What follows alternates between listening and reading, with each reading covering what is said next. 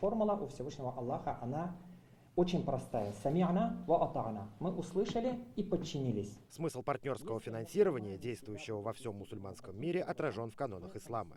Система, разработанная по нормам шариата, используется в Татарстане с 2023 года. Главная особенность – запрет на процент по судам, спекуляции и вложения в харамные отрасли, например, алкогольный или игорный бизнес. Банк выступает в качестве инвестора, а не кредитора, разделяя и прибыль, и убытки клиента.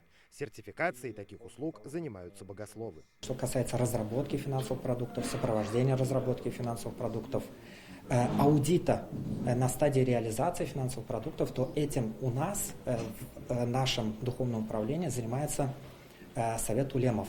И команда созданная, то есть команда, так скажем, экспертов в области исламских финансов. Помимо Татарстана, проект партнерских финансов реализуют в Чечне, Дагестане и Башкортостане. Однако центром исламских инвестиций России и всех стран постсоветского пространства стала Казань. В конце прошлого года в столице республики открыли представительство Организации по бухгалтерскому учету и аудиту для исламских финансовых институтов. Представители организации и Банка России подписали соглашение о сотрудничестве в 2024 году.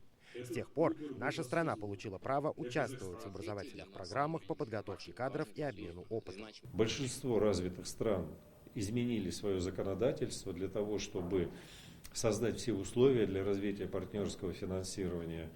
Я всегда говорю так: Российская Федерация движется в этом направлении, но темп движения мог бы быть более высокий. Исламским финансовым органам необходима адаптация к юридическим нормам России. Другая серьезная проблема – отсутствие единой системы сертификации халяль. Мусульманский бизнес, получая услуги партнерского финансирования, должен быть уверен, что действует по нормам шариата. Некоторые услуги пока вообще не регламентированы. Перед нами стоят такие вызовы, как исламское страхование, да, такафу, то, чего пока нету, то, чего пока не реализовано. Это вот тоже важная составляющая часть исламских финансов, которая, я думаю, в будущем кем-то будет реализована. Сертификат халяль в Татарстане сродни знаку качества. Халяль-продукты пользуются спросом не только у мусульман, хотя и здесь нет строгого контроля. Впрочем, как и законы. Халяль хорошо берут, да. Предпочтение у мусульман, естественно, халяль.